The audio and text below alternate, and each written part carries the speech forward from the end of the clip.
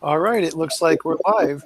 So, Dr. Hovind, last time we talked, you mentioned a lot about mutations being deleterious, how they damage things, and I wanted to ask about that. Do you think that all mutations are deleterious, or are some of them positive, some of them neutral? Well, first of all, it's good to be with you again. I thought you were calling to say you got converted. Not yet. Take one more program. Uh, all known mutations are harmful, fatal, or neutral. They do nothing. Or blend back into the population. You know, one has a mutation and there's 10 million other in the herd, so it doesn't ever take over a population. It has never been demonstrated scientifically that a mutation can be beneficial and take over a population of anything. It is pure SpongeBob imagination to believe that it happens, and people do believe it, obviously. The evolutionists all believe that, but it's not demonstrable science. So I'm not aware of any. If you know of a mutation that was beneficial, that took over a population, that added new information, I'd love to hear about it. Oh, I'm just asking questions right now. So, if Yeah. all mutations are deleterious, then that means eventually, after a certain number of generations, humans won't be able to live anymore. Because if we have too much junk DNA, on your perspective, then we won't be able to survive. Correct? So there's some. Well, I wouldn't say that. No, I said all mutations are harmful, fatal, or neutral. They do nothing. If a switch on my car stops working that controls the wobulator shaft, nobody cares. It doesn't matter. The car still runs. So humans can still run with a lot of mutations. I think the average human is estimated carries about 3,500 defective genes that don't work anymore. We can no longer create our own vitamin C, and most other animals can. When a squirrel or a rabbit or a goat gets scared, it creates their own vitamin C. It actually ends up being good for them. But humans cannot do that. My understanding, you can call Bill Sardi, knowledgeofhealth.com. He would tell you that the humans have a broken gene that normally would create vitamin C, and now it doesn't work. But that's an example of losing something, not gaining. And it's not necessarily fatal. It doesn't mean all humans are going to die, but it is a nuisance. We have to take a lot of vitamin C. So, yeah, okay, go ahead. So does that mean that after a while, if we keep gaining these neutral and negative mutations, then our humanity is going to start to decay after a long time, like lots and lots and lots of generations after gaining these negative mutations? Eventually, life won't be possible anymore because we have too many of these, eventually, long time from now. That is probably true. I don't know how you could demonstrate that, but I think we could point out that we probably already have quite a few drawbacks to humanity in general. We may be much weaker in many ways than our ancestors were, 2,000 years ago. I think we are accumulating a genetic load that's going to become a problem. Now, how long would that take to kill everybody in the world? There's no way to answer a question like that. All right, so do you think there are other organisms like viruses, single-celled organisms, and bacteria which have the fastest mutation rates and the smallest genome sizes, and they're also probably experiencing this, correct? This genetic load? Well, because some mutations, if they're bad enough, they're fatal. I mean, it takes it out of circulation. So probably not. It wouldn't affect the whole population because the bad ones simply die. How many birds are there in the world? Billions. And if, 50 of them get a mutation and it kills them, nobody notices. The ones without that mutation would take over. So I think you're assuming that if one gets a mutation, it somehow affects all of them, which is simply not true. There's a whole herd of animals that would have to be affected. So if one human gets a mutation, how long would it take for that to affect the entire world? It probably never would, because the entire world is not interbreeding. It may affect a population. There probably are some civilizations that have gone completely extinct because of maybe, I know some Indian tribes were nearly wiped out because the white men brought in strange, diseases to them. This happens in Africa occasionally, where a missionary or somebody goes in and discovers a whole tribe is suffering from a problem. But not too many people in Scotland or in Norway or in Alabama mate with those people from Congo. So I don't think you could say that it would take over the whole world and be a danger. It may wipe out a tribe or a certain segment of a population, but I doubt there's any evidence that it would take over the whole world. I mean, like viruses and bacteria and single-celled organisms themselves, when they divide, they also experience mutation amongst the viruses. So the viruses are also going to decay on their own. So eventually the viruses and the bacteria and the single-celled organisms are also going to die off because they have too much genetic baggage as well, correct? I think we see that. I think we've seen some diseases, as far as we can tell, completely eradicated from humanity because of, whatever intervention by man or maybe just climate. So eliminating a virus or a bacteria, again, would go back to the same point that this may or may not ever affect the whole planet. I don't think some people use this, some virus or bacteria gets into and 5 people get sick or die from it, and the Congress uses that as an excuse to make a law that affects all 330 million Americans, which I think is stupid. It's not going to affect all 330 million Americans because 5 people died of a particular virus. Viruses can spread, and bacteria and various diseases can certainly spread, but generally it's to the weaker organisms. Those that have good diet, good nutrition, good hygiene are probably not going to get that. Certain people like in contact with animal feces are likely to get things that other people who are not in contact with animal feces, farmers, for example, are probably not going to get that. So I wouldn't panic over it. And I certainly wouldn't, say Congress ought to pass a law now because 5 people died of a virus. Does that make sense? Yeah, but what I'm thinking is that if everything experiences genetic decay and genetic load, and viruses and bacteria reproduce at a rate about 1 time every 30 minutes, so if we extend that out to about 6,000 years, that's millions and millions of mutations, millions and millions of reproductions and mutations to each generation. So if it seems that if you're right and that all mutations are either deleterious or neutral, then it seems that the amount of damage done to the genes in viruses and bacteria would have killed them off a long time ago. They wouldn't be able to survive anymore because of how much mutation they'd have in the past 6,000 years because they reproduce so fast and their genes are so small. Well, 2 things. We'd have to look at. One is what is causing the mutation in the bacteria or the virus, and has this always been going on? I don't think there's any way to show that. Certainly there are certain environmental factors that would involve increasing mutation rate. Solar sunspot cycle probably does that, with just more radiation coming in out of every 11 years, you go through a solar sunspot cycle. So yeah, I think I would agree that certainly viruses and bacteria have mutations, but then if the vast majority of those simply die, then they don't reproduce and spread that to the next generation. And so I doubt we're going to see a major shift in viruses or bacteria. And certainly there's no evidence that this is ever going to take over the population of the bacteria or the virus, either one. So if somebody wants to imagine that, I think what you're driving at is trying to get some kind of evidence for evolution, because you seem to like that theory. I wouldn't buy that as evidence at all. But go ahead. Oh, what I'm saying is that let's assume your theory is true and the world was created 6,000 years ago and all mutations... My theory is true. You don't need to assume. It is true, but go ahead. Okay, so, if it's true, then bacteria and viruses have existed for the past 6,000 years, and every generation they're also experiencing negative mutations. And so they're also going to die out, but they reproduce a lot faster than humans. So it seems like if your theory was true, all viruses and bacteria would have all died by now, because the same kind of reproductive cycles or the same kind of reproductive processes that happen in humans and cause genetic mutation in humans also happen for single-celled organisms and bacteria and viruses in many cases. And so they also experience the same kind of decay at the same rate for just everything, which means it seems like if your theory was true, all of those single-celled organisms would have been dead by now. Well, I understand what you're driving at here. Again, I would point out that if they're deleterious enough, that particular one simply dies and doesn't reproduce. So no, it's not going to take over the population. Secondly, since we have never observed in the observable history, like bacteria, for example, they have a very rapid generation time. Some as short as, I think, 20 minutes. They're born, grow up, get married, and have babies in 20 minutes. So certainly there would be, like you're correct, millions and millions of generations in 6,000 years. We've never seen anything produce anything other than a bacteria. It is still a bacteria.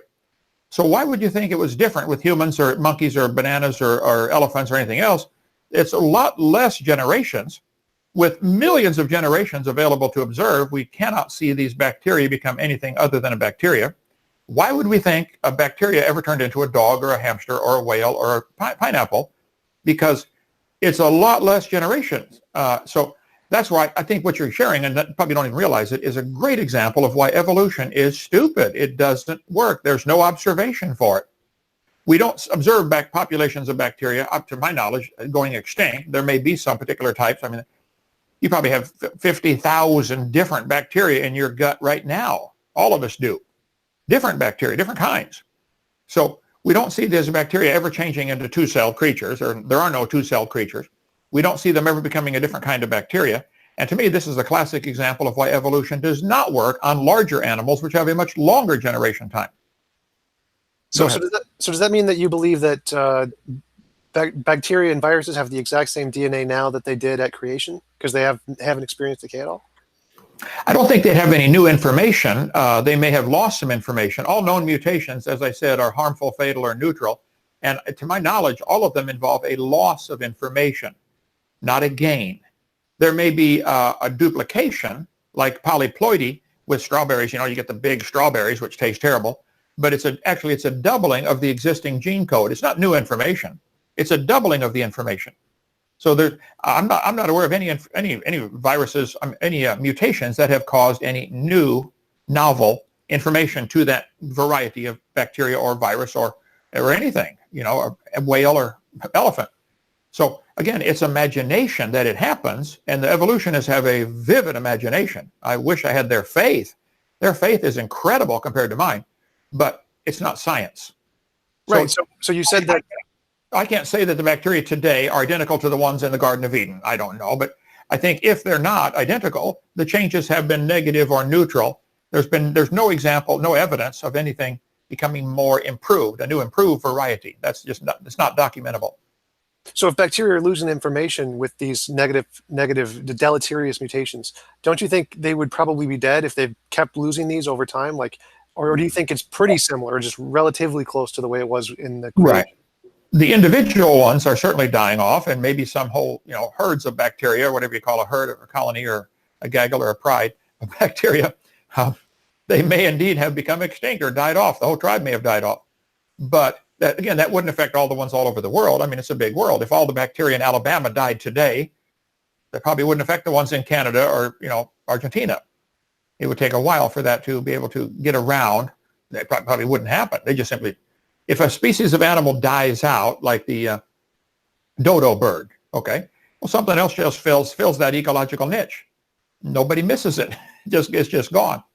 So I think if all the bacteria of one variety, like I said, let's assume you've got 50,000 different kinds of bacteria just in your gut right now, and I do in mine also. If one went extinct, who cares? So I think all we can observe, and probably all we can actually even imagine, is a bacteria gathering enough mutations to where it dies off. The whole kind dies off. Okay. If horses, our neighbors have 11 horses. We feed them over the fence here. If they got mutations and gradually got worse and worse, eventually all the horses in the world might die off. That's a possibility. Not a probability, but in theory, it could happen. So something else fills the niche. I don't see any evidence for evolution in that. It may be that bacteria are accumulating a genetic load like humans are, but if the load gets too great, that one dies, and the more robust ones, the ones that don't have that mutation, would take over the population. Interesting. So essentially, that you think that bacteria are very similar to how they were in creation, with some deleterious mutations, but they're very similar, and that's. I'd have no way to prove that, but my theory would be, yes, the bacteria originally created are still pretty much the same, just like the humans originally created are still pretty much the same, except now instead of living to be 900, we only live to be 70 or 80 or 90. So certainly there's been a deterioration in humanity, at least from all the records that people, like the Bible clearly says they live to be 900, and all the ancient records about a golden age. Why did they talk about a time when man used to live to be 1,000 and died peacefully in his sleep? There are many legends from various cultures around the world, unconnected, that have the same legend. So from a detective standpoint, that would say, this is evidence there must have been something there. There must have really lived to be 900. One argument we talked about last night on my Bible study YouTube channel, Kent Hovind Official, was what about wisdom teeth? Is that evidence for evolution? Well, the fact that about 40% of the population has to have their wisdom teeth taken out now in America may be dietary, because we don't eat as much roughage as they do in some other countries, but it may be because we're genetically inferior. And if people were indeed living to be 900 and getting bigger, let's just assume everybody was 10 or 12 feet tall and their head was bigger. Now you got room for your wisdom teeth, not a problem. So to lose, and again, that's an example of losing, not gaining. So the examples you're giving for the bacteria would be an example of a bacteria losing genetic information. If you're aware of some where they're gaining, I'd like to see it. But so far, nobody's ever shown one. All right, so my next question would be, how do you tell the difference between a mutation that's positive, negative, and neutral? If it's gained information, lost information, or hasn't done anything, do you have a way to tell the difference between those? I don't, not with bacteria. It'd probably be a bacteriologist could do that. But I think with any animal, you can look at it and say, if you get a mutated animal, like we have some sheep on our property now for the kids to come pet, if they produce a baby that is mutated, there's a probability that baby will die before it reaches, reproductive age. Okay. If it gets a mutation, a baby mutated that has something beneficial, which nobody's ever observed, it would then have to find a mate of the opposite sex in the same place at the same time that has the same mutation, that beneficial thing, and they would have to crossbreed, and they'd have to take over the whole population of the world, and there's 210 varieties of sheep in the world that are capable of interbreeding, as far as I know, and billions of sheep. So it's imagination stuff that this process of a beneficial mutation, never observed, can somehow take over the population. Never observed. It's not science. It's SpongeBob imagination. So you said you don't have a way to tell a difference. Do you know of any creationists who do have like a way to look at two genomes and tell which one has more information, which one has less? Just to study a genome, period, what we're doing, we're looking through the microscope at a bacteria that is like so tiny. We have a model in our science center at Dinosaur Adventureland in Lenox of the motor that drives the flagellum on a bacteria. The bacteria is incredibly tiny, incredibly tiny. You can't see them without a really good microscope. And then they have a little motor that turns a hair that makes it swim. That motor is so tiny that if you took a hair off your head and cut it off, the stump of the hair would hold 8 million of those motors. That's how small they are. And yet that little motor has at least 50 different protons. It's proton driven, 50 different parts to it, and it spins 100,000 RPM. It's very difficult to get any engine to spin 100,000 RPM. I mean, the jets maybe get up there once in a while. Certainly a piston engine. I'm not aware of any piston engine gets anywhere close to that of any type. So you may get a jet engine or something. But the point is, here we have bacteria, which you are trying to use as an example of evolution, that have probably a motor that's more complex than just about anything ever built by man. And we certainly can't build one that small. This nanotechnology is phenomenal just in the motor of a bacteria's flagellum. And some have multiple hairs all over their body and can swim all directions. So they have all the motor on every hair. I think it is absolutely silly to believe such a thing could happen by chance over millions of years. It's certainly not going to come from an accumulation of mutations. Michael B. used the illustration over and over about a mousetrap. 5 basic parts on a mousetrap. Sorry to interrupt, but my question was, do you know of any creationists who have a way to differentiate between positive, negative, and neutral mutations? Like I don't know of any creationists that do that type of stuff to look, but how would you know? Just by looking under a microscope, how are you going to tell if it's positive or negative mutation? I don't know. I don't know of any, to answer your question. Okay, thank you. So if I said like there is no such thing as the supernatural and everything is natural, that wouldn't be a really good methodology because something supernatural could be right in front of me. I'd just never be able to identify it, right? True. Yeah, we cannot study. See, that's where science is limited to study things we observe, study, test, and demonstrate.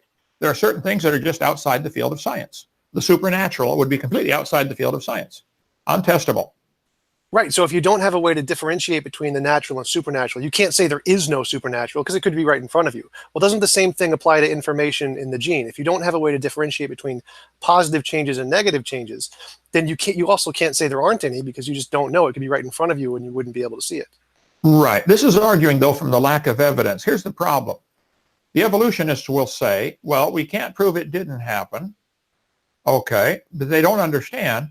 Theirs is a religion as much as mine is. They believe these changes happen. Bacteria slowly turn to elephants and whales and pine trees. They believe that. But it's not observable. So to say, well, we can't see it, but that doesn't mean it didn't happen, you're correct. But I wish you guys would admit this is your faith.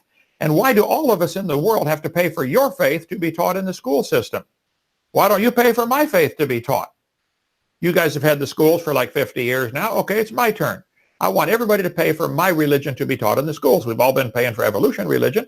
I think that's long enough. And I think it's caused a lot of damage to the kids in many ways and society in general. So I think what you're doing, maybe unwittingly, is admitting that you cannot demonstrate evolution, but we should believe it anyway. Okay, that's your faith. Why can't you see that's a religion? Tom. That's not science. But go ahead. We think we have a way to tell the difference between positive, negative, and neutral mutations. So I was just wondering if the creationists also have a way. And you said you don't know of any. If you find any, please let me know. I'd be interested in hearing that. Let me. The only thing I can think of, the way you could tell, is survivability. Does it survive and reproduce? This was Charles Darwin's theory. Those that survive and are fittest are going to survive and produce the most offspring. So that's the only way to tell. If it died, you would assume it didn't have what it took to make it, and if it lived and produced a million other bacteria, they'd say, oh, this one is more fit. That is the theory. And is that how you would tell if something is beneficial? Because it survives and improves, survives and has a lot of kids. I can't think of any other way. Do you have another way? You said you have. Yeah, let me give you some examples and you tell me if you would call this new information. Like suppose you have a gene and it has a complete genome duplication, so it copies itself, but it's always in the same cell. And then in that copy, it has a mutation which causes it to produce a new protein that was never been seen before in this species. Would that be considered new information by your definition? Simply developing a new protein. Are you saying this protein is going to have new information? Yes. I agree that the genes, they make copies of themselves, which is an amazing process. How you guys can believe that happened by chance blows my mind, but you do believe it. Okay, so a gene makes a copy of itself, and you're saying it has a new protein. Do you have an example of this, or is this just purely hypothetical? I'm not aware of any examples. It takes place in the imagination, which goes back to why this is a faith. Evolution's a faith, not a science. Well, there are actually lots of examples on this. If you go to PubMed.com and type in complete genome duplication, then there's like 10,000 results that pop up with published papers analyzing this. But just to clarify, so if you have a complete genome duplication in the same cell, so it has two pairs of genes in the same organism essentially, and the new pair of gene does something new and adds a new protein, which does something in the organism because all the proteins have some effect in the organism. Would that qualify as new information for you or not so much? Well, you understand that a protein is like incredibly complicated just on its own. And it is a small slice of what's inside the gene. I mean, like real tiny. So can they demonstrate that this wasn't already there and switched off and now it's just a discovery of a new function? Are you sure it's actually new? If it's brand new to that cell, where did the material come from to build it? Where did the information come from to assemble it properly? How many ways are there to assemble chemicals that do not work to make a protein? So you wouldn't call that new information? Yeah, trillions and trillions. So if you're saying the parts of the protein assembled themselves, that's like me saying, I looked in my garage and there was a new lawnmower forming. No, it's not going to happen.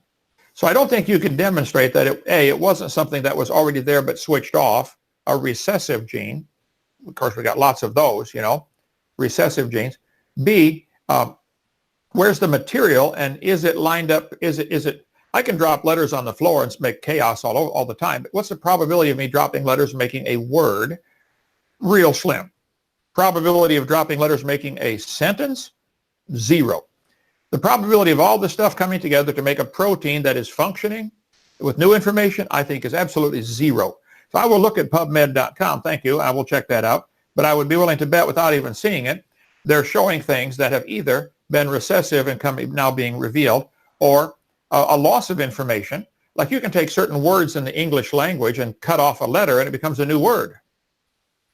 It's a loss of a letter. I can't think of an example now. I'll put some together for my PowerPoint, but there are lots of words if you take out a letter. If you take the word atheist, remove the A, you get theist? Sure. Okay, ruin, R-U-I-N. If I take out the I get run. Is that a brand new information? No. It's 3 letters that already existed in the word ruin. Just a quick thought. Okay, ruin and run. Just take out the letter I. So I think that's probably what PubMed is going to show is 10,000 examples of something where part of a protein was lost and now it made a different protein, but it didn't gather new material and it didn't gather new information. And I don't think you could prove that it's done anything that's going to take over the population through successive generations after that. All right, let me give you some other examples. So like endosymbiosis, do you know what that is? Where one organism eats another organism, but instead of being decayed, it becomes mutated inside of it and becomes like a new organ. Would you consider that new information? I would say that's amazing design. If you can take in something into the body of an animal and it becomes functioning part of that body, I think we all do that. You just took a drink of water or something. Are those hydrogen oxygen molecules going to then get into your body and become part of your cells? Yeah. So that's taking something in that's going to be absorbed and useful to the body. That's what eating and drinking is all about, and breathing. So what about RNA? Would you consider RNA to have information? RNA carries the information. It's a copy from the DNA. It's the messenger. So yes, it certainly does.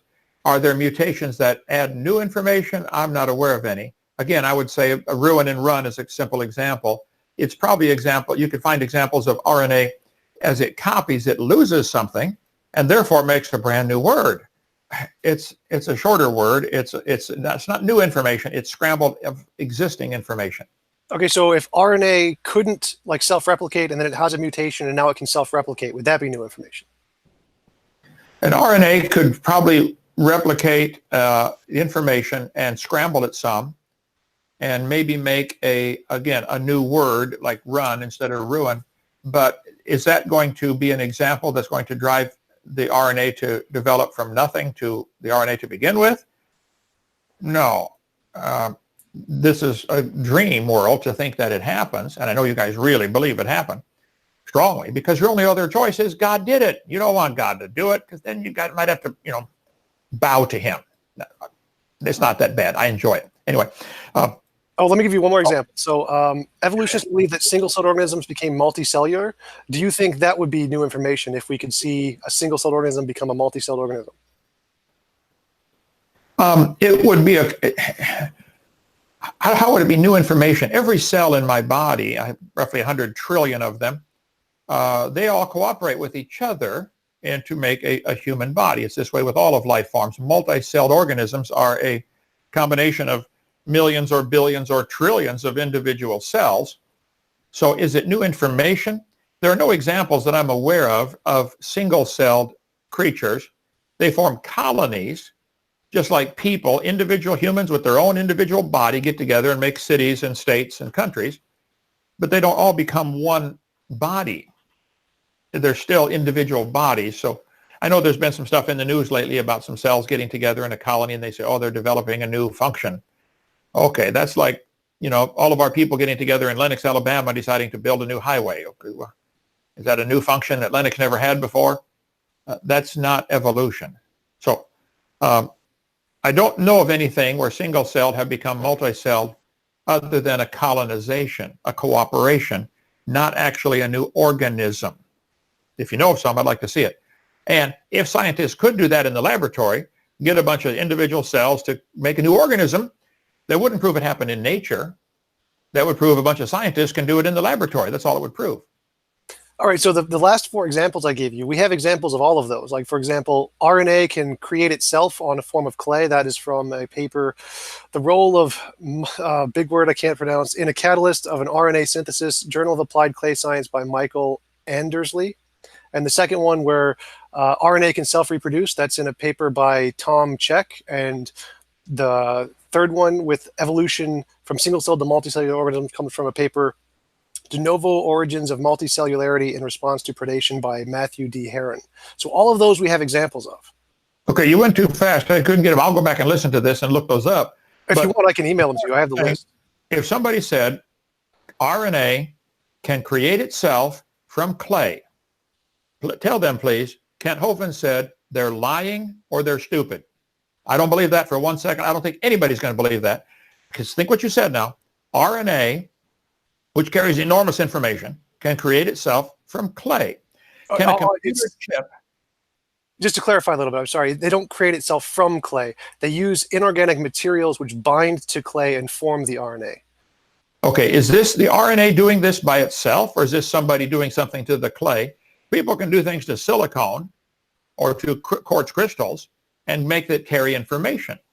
So what's happening is that there's no RNA in the disk or whatever, and then they put in the inorganic compounds that would make RNA but haven't made RNA. They're just basic pieces, and they put in a clay molecule, and the pieces bind to the clay molecule and form RNA from nothing, just inorganic material. Well, they're not forming it from nothing. You said they put the pieces into it. All right. and Well, let you them have to have form. the pieces. They can't You physically got to do it have from the absolutely pieces. nothing. Is it possible for me to put all the parts of a tricycle in a bag and shake it and have it come out as a tricycle? Unlikely, but let's suppose it happened one time. I get all the tricycle parts, put them in a bag, shake it, and out comes a tricycle. Okay, I started with all the pieces, and I supplied energy to shake it. That's not an example of evolution. You're Well, not but answering the question, where did the parts come from, and where did the energy come from, and what good does it do if there's nothing for it to reproduce with? If you indeed produce one RNA someplace in a laboratory by this process on clay, what's it going to do? RNA carries the message of the DNA. So what good is it going to do?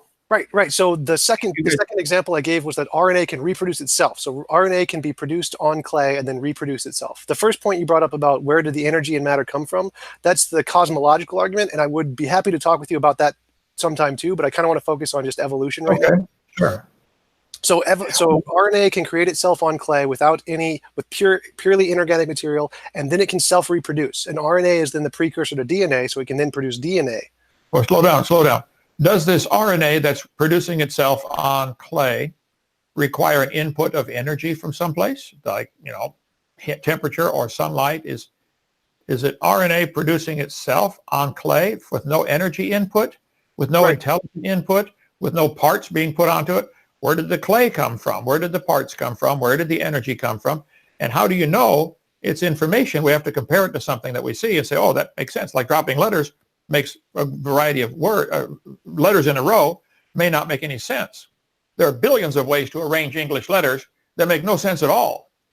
There's specific ways to make them make sense, a word in the English language or French or something. But to get them to arrange themselves in a word, something that makes sense and is useful, I think the chances are real close to zero. And as far as all the parts of an RNA molecule doing this, I'm not going to buy it. They're going to have to really prove that to me. Well, these are things. A long history of making these grandiose statements. Well, yeah, of course it happened. Don't look behind that curtain, boys and girls. There's this man in there pulling levers with smoke and mirrors.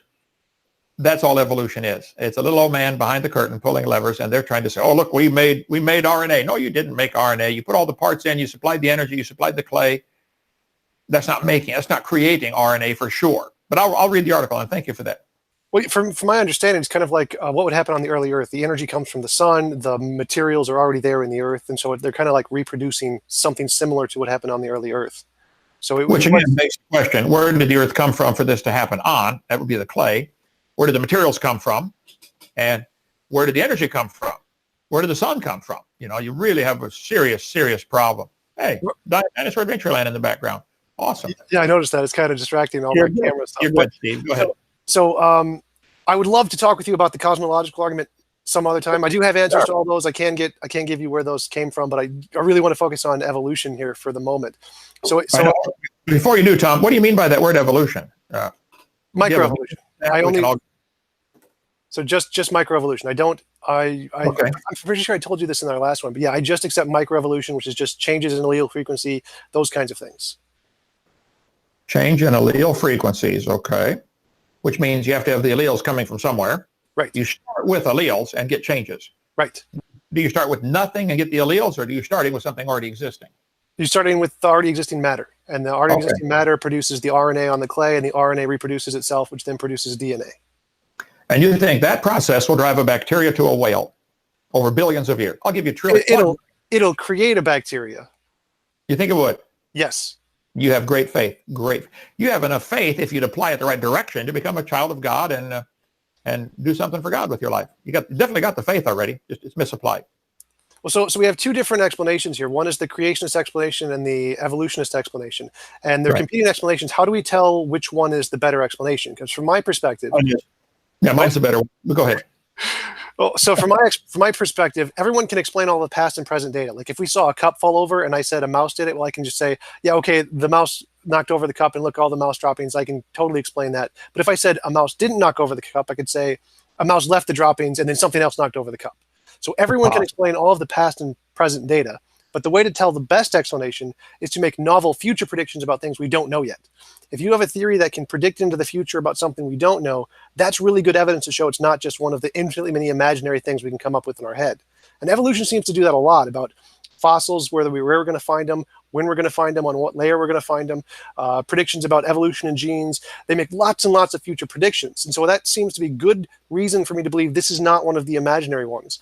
And I don't know of any predictions that the creationist model makes to give us reason to believe it's not one of the imaginary ones. Okay, let's suppose we came from a different planet, landed on this earth, and somebody handed us a Bible and said, read this. And before we even, just sit down on the planet and start reading, this book says, wow, there was a worldwide flood that killed everything. Just from that, I think I could make a prediction. We may find some fossils in these layers under our feet. There may be some evidence of animals that died in this flood. This book is saying there was a flood that covered the world and killed everything except people on the boat. Oh, let's start digging.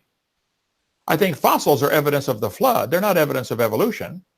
Fossils don't form today in any numbers. As far as I know, none. How many animals died yesterday in the world? Billions. How many fossilized? None. They have to be buried in specific conditions like mud to be preserved to fossilize.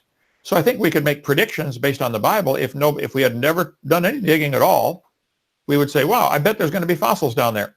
I bet we should find, as the floodwater runs off, I bet we would find canyons. And we certainly find canyons. I bet we would find erosion features.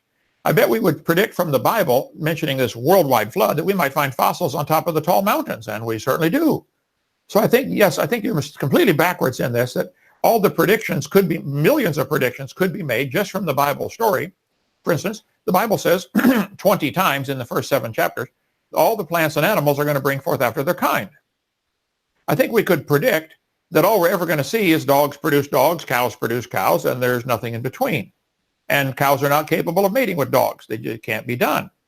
So I think we could predict that there will be variations within the kind, big dog, little dog, but there's a barrier, a border. You can't go past that border, kind, whatever that is. So I think we could make lots of predictions from the Bible. So the Bible would be an excellent book. The Bible predicts what happened, how the world was created, all the animals and plants within a few days of each other. Oh, well, then I bet there might be symbiotic relationships where certain plants require certain animals and vice versa. And there are millions and millions of symbiotic relationships. That is predictable from the Bible story before you ever step off your spacecraft. Just sit down, read the book, and you say, well, I can go on all day on this, but I think you're mistaken. If you think evolution makes predictions, they're taking the variations within the kind, like the big dog, little dog, and going wild in their imagination and say, aha, this proves dogs and bacteria are related, which is just not true. Let me give you some examples. Based on the evolution theory, what predictions would you make? So Robert Broom, you're right.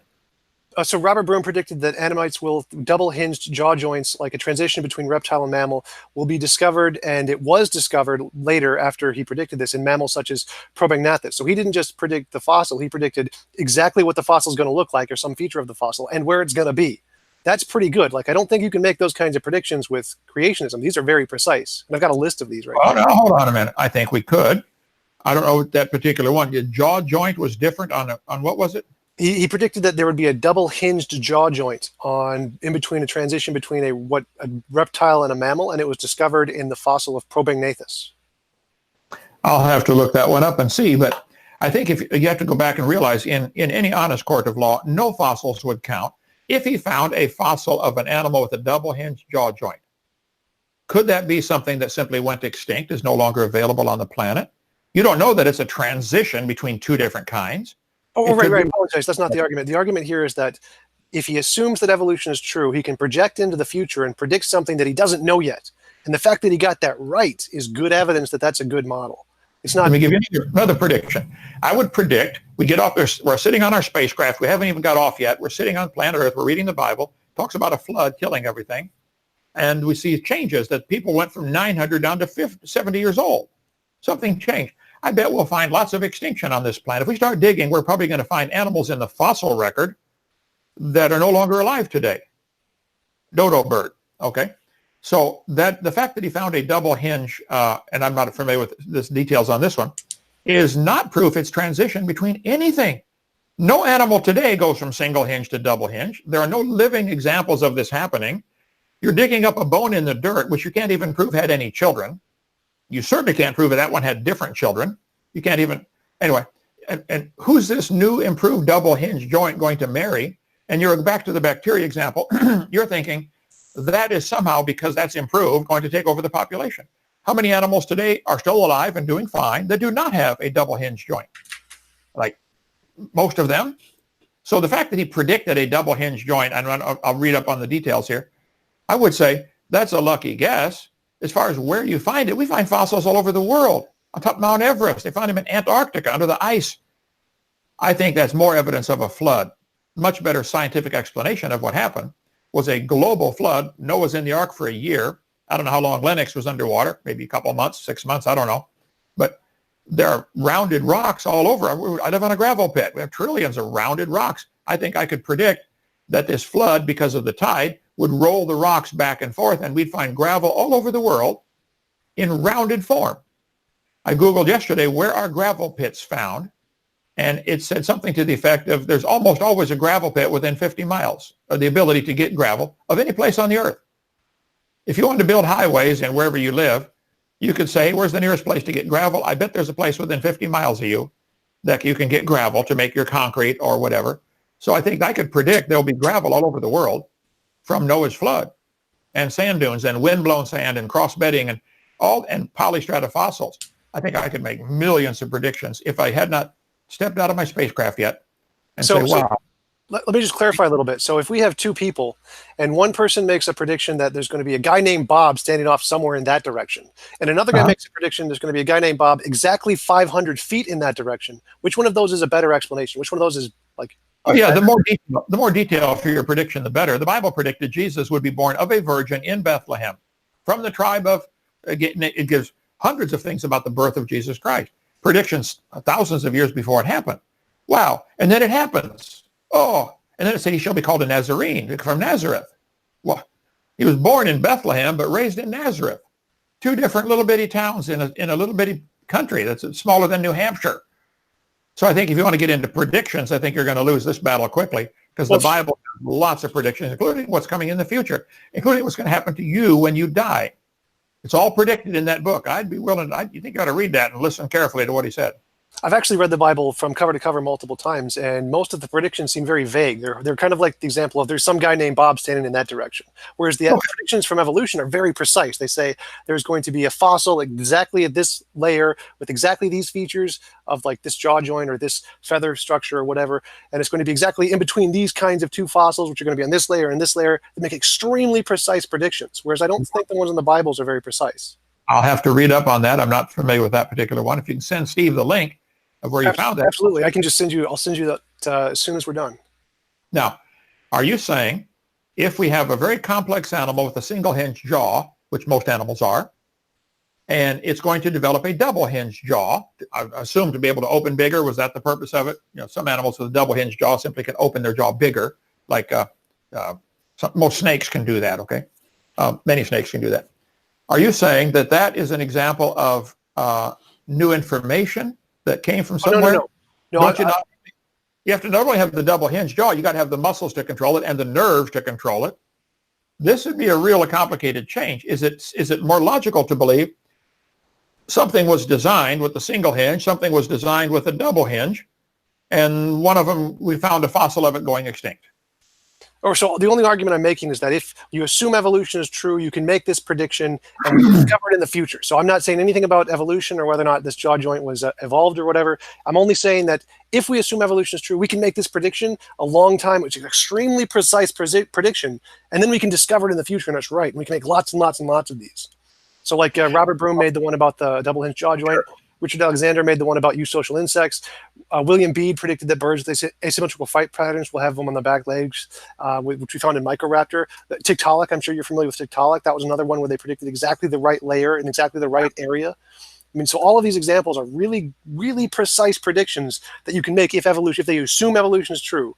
And you can make them before knowing them and then discover them to be correct really consistently. That seems like the precise prediction of saying Bob is exactly 500 feet over there. I understand. I appreciate your great faith. But to this, again, you're dealing with fossils. Why don't you do this with a living animal? I predict every farmer in the entire world will tell you cows produce cows. There are no exceptions. But that's not a future prediction. That's something we already know. You have to make a prediction of something we don't know yet. Okay. I predict if all the scientists in the world get all the bacteria in their laboratory and nuke them and microwave them and x-ray them and raise the temperature, lower the temperature, raise the pressure, lower the pressure, they'll always produce a bacteria. I predict you will never be able to get a bacteria into anything like a whale in any amount of time in any laboratory on the planet. Well, that's not a prediction. Prediction, you mean you have to predict something that will happen, not something that won't happen. Okay. I predict they will always remain bacteria. I predict the cow's offspring will always remain cows. I predict the dog offspring will always remain dogs. That's my prediction from Kent Hovind on the 20th of March, 2019. Well, that's like saying Bob is somewhere in that direction. Because there's no like stopping point, you're just saying forever. It's not really a precise prediction. You have to say this will happen. This specific thing will happen under these conditions. Okay. Today, March 20th, 2019, every animal on the planet will produce babies that are the same kind as itself. That's my prediction. You will find no exceptions to that. The birds will have baby birds. The cows will have baby cows. That's my prediction. Well, I totally agree with that, but that's not a prediction. Like if I said the sun will rise tomorrow, that's something we already know. You can't predict something we already know because that's not a prediction. To be a prediction. Well, you already know that every animal produces the same kind. Why do you believe it was different in the past? Well, evolution actually also says that every animal will produce of the same kind. But that's a slightly different topic. So, but can you make any future testable predictions of things we do not know yet? Or do you believe this bacteria millions of years, billions of years ago turned into, do you believe a whale and a pine tree have a common ancestor, which was single cell? And was that single cell a whale or a pine tree? And if not, did it turn into something that was not the same kind? You got it backwards. So the whale and the pine tree are both still the kind of the single cell. The single cell is like if you start with a bacteria that evolves into a fish, the fish will still be made of bacteria. And if you have that bacterial fish that evolved into like a lizard, then that lizard will still be the fish bacteria. It never loses the things. It's always the same things. Right. Now let me try to get you to see what you just said. Bacteria turned into fish and turned into pineapples, let's say. Okay. Well, this is hypothetical. It didn't actually happen. Bacteria didn't do this, but yeah. Okay, a single-celled creature turned into a fish, and a different one turned into a pineapple. So fish and pineapple are related because they both come from a single-celled creature. And yet today, fish only produce fish and pineapples only produce pineapples. So somewhere in the past, something happened that is not observable today. It is not observable to have any animal or plant produce anything other than its kind. You believe it happened in the past, but you can't see it happen in the present, and you certainly predict it won't happen in the future. You've got to be kidding if you believe it happened in the past. That's faith, incredible faith. All I believe is in microevolution, so the only thing I believe in is in small changes in microevolution of changes in allele frequency through reproduction. And we do see that today. But again, going back to my question, can you make any future novel testable predictions of things we don't know yet, not things we do know yet, that creationism can make? All right, the Bible says clearly that Eve is the mother of all living. I predict they will not find evidence of life anyplace on other planets. None. They've been looking, what's the SETI project? How long they've been doing that, listening, taxpayers paying for people to sit at a telescope listening for evidence from outer space. Never happened. It's not going to happen. I predict it won't happen. Now, there may be, because the Bible teaches there are demonic spirits, there may be some impersonation kind of stuff where, like there's plenty of hoaxes and frauds about, Bigfoot and Sasquatch and stuff.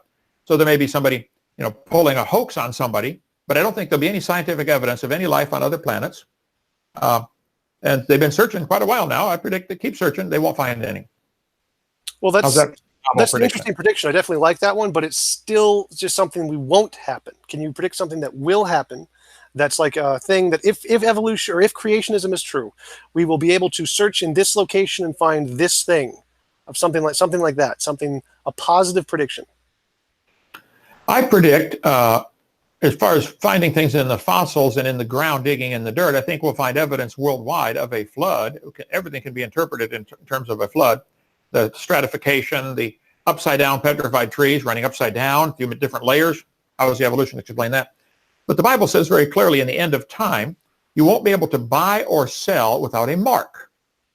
That's quite a prediction from 2,000 years ago. I predict you will see in the near future, I'm going to say, I don't know at the time, a few years, cash will become obsolete. If you had a pocket full of Confederate money right now and go to any store and say, look, I got $10,000 in Confederate money, what can I buy? They would say nothing. It's useless. I predict the money we have in our pocket today will become completely valueless. It'll be a piece of paper worth nothing coming soon. You're going to have a chip, just like in credit cards, only this time it's going to have to be in the right hand. I predict there'll be a time coming soon when you cannot buy or sell unless you have a chip in your hand or in your forehead. That's my prediction. Watch it happen. That's a pretty good prediction. I like that, and I think that'll probably not happen. Revelation 13. And I predict that chip will have to have a particular series of numbers that includes a 666. Steve, you got anything with a barcode on it? Anything? Yeah. Give me something here. Back in 1973, when they developed the barcode, you can Google this yourself, the early barcode, there you go, can of Coke, Paula Coke. No, give me 10 items, I'll find it. Okay, there you go. Unicorn meat, wow, okay. If you look at any barcode, the first two skinny lines are longer than the rest. They hang down below. In the middle, there are two skinny lines hanging down below. At the end, there are two skinny lines hanging down below. Two skinny lines with a single white space between them. You want to zoom in on that, brother? You can't do that, can you? Okay. Now, if you look at the history of the barcode in 1973, they decided they needed the first half of the barcode to be something for the company to use. So they developed a series that these lines and spaces mean something, and it gives the numbers, 0 through 10 through 9. They would say the second half will be assigned to the whoever's building that product.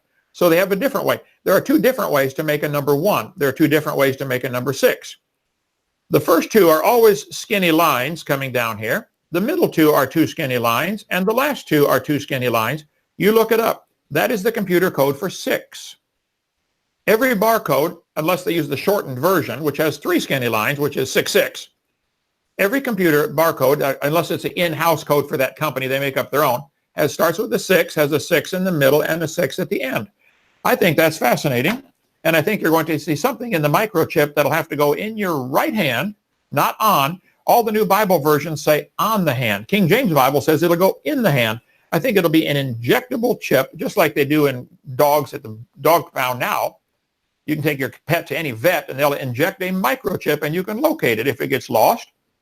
Steve, what's that chip you can put on the car? If somebody steals your car, you can track it. GPS chip. This is all in the last 30 years, okay? It's pretty incredible. This was written, Revelation chapter 13, written 2,000 years ago. That's a pretty good prediction. I predict you, Tom, will stand before God one day and have to give an account for every word you've ever spoken. Matthew 12:34. Every word is going to be read back for the whole world to see. And when God says, Tom, you're guilty, everybody's going to nod their head and say, he's guilty, which would apply to everybody. Problem is, I don't want mine read in front of everybody. I will hope you don't either. So I accepted God's payment for my sin. And my book's clear. He erased it. The blood of Jesus Christ wiped out my sins. Praise God. But I predict, and if you don't, Tom, in time, I'm going to be able to hear every word you have ever spoken in your lifetime and every thought you've ever thought during your entire life. I predict the whole world is going to get to hear that. My prediction. That's your best prediction so far. Unfortunately, we can't test it while still alive. So it's correct. Too late then. So just what you said earlier about where does the matter and energy come from? I personally believe in something like pantheism. We can have an eternal, all-powerful universe or eternal, all-powerful nature without a God. And so just like you believe God is all-powerful and eternal, the universe could be all-powerful and eternal without a consciousness. So that's where I would say that the energy comes from to create life. So where did this universe get started? Where did this energy originate? You're telling us it's here now. Where did time, space, and matter come from? You didn't give an answer to that. You're saying it's here and it works good. Well, that's like somebody finding a car with the keys in it and say, whoa, I'm going to take this. Well, I would say they would be created by pantheism. So pantheism exists prior to space, time, and matter, just like you believe God does. And then pantheism created the time, space, and matter with quantum fluctuations. Okay. This is not science, you realize. This is your religion. Correct. I'm using it as an alternative to theism. Yeah, it's an ism, no question. So you believe matter is God or time or space or the combination of the three. That would be your Holy Trinity, time, space, matter. And I believe God created those three things, time, space, matter. Okay, you can believe what you want, but I just think the audience needs to see what you have is a religious belief, which you're welcome to have. I don't think it'll do well for you Judgment Day. I don't think it makes common sense. I don't think it's science. And I certainly don't think you ought to make all of us pay for that to be taught in the schools, but that is what's being taught in the schools, and it's completely unfair. Well, pantheism is taught in schools. Pantheism is completely something separate that I just made up to be an alternative to theism. So my point is just evolution builds on that. I don't think so. I think evolution and pantheism are separate theories. But so my point is that you can explain the energy that created the universe and the energy that's used to create life without a God. You don't need a God for those things. I disagree. You believe energy created life forms on Earth. It's not observable. It's not certainly not science. It's a religious faith. Energy, you can add energy. If I fill the trunk of my car full of gasoline and light it, it's going to put a lot of energy out. But it's not going to move the car anywhere. You have to have a very complex mechanism called an engine, drivetrain, transmission, differential, etc., to use that energy, to take that energy and transmit it into something useful. It is a really complicated process. To take sunlight energy and use it requires an extremely complex molecule called chlorophyll. You and I can't use the sunlight's energy for much of anything, make a little vitamin D out of it, but basically it would kill us if that's all we had. We have to have chlorophyll. So if you're saying energy is going to create things, you're absolutely blind. Energy destroys things unless there's a mechanism to use it. We only got 2 minutes left. Steve's got to go, but go ahead, Tom. Anything else? Well, no, my point was that in the beginning or a while back, you asked, where does the matter and energy to create the clay comes from? And I can get that matter and energy without a God. Just like you explain it with a God, I can explain it without a God. Okay. I don't think you can explain it without a God. Make me some matter out of nothing. Get a jar of nothing and turn it into anything. Make me a marble. Make me a bead. Make anything out of nothing. I don't think you can do it. Well, I would ask, how does God do it? And then however God does it, I can create a natural process that can do it too. You think you could? So you're God? I thought it was Tom. Gee whiz. I'm honored to meet you. Well, let's do this again sometime. I'll be glad to do it. If you want to get into the cosmological argument, we can do that. We appreciate you coming. If folks want to get a hold of you, do you want to give out any information for you have an atheist club or something? Or this is actually broadcast on my YouTube channel, so everyone sees it from my space, from my view. Okay. What's your YouTube channel? We'll advertise it on mine too. What's your YouTube? TJump, TJump. That's my initials. So TJump, YouTube. That's it. Just TJump, huh? Yep. And mine is Kent Hovind Official. And zoom into ours and tell your friends about it. And my phone number, if you want to talk to me personally, 855-BIG-DINO, extension 3. I take lots of calls every day. Be glad to talk with you. Thank you, Tom. Let's do it again sometime. Absolutely. Thanks for coming on. I really enjoy having conversations with you. Thank you. Bye-bye. Bye.